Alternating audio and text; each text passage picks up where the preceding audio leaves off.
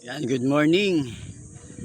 Yan, sir, ma'am, mga tropa at mga kalapatids. Yan, 9:10 in the morning, Monday.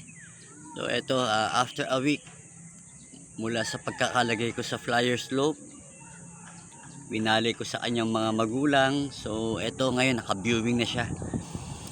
At last, naka-viewing na siya ngayon. Siya yung pinakahuli sa mga YB natin na training ko na, so wala nang problema doon. Sumasabay na sila sa mga all birds sa ronda yan, o sa raging. So ito naman yung pinakahuli, siya yung pinakahuli ngayon. So naka 2K banded to from Ulpa 2024 SDR 2024. Yan, sana naman ay palarin po tayo. Ayan.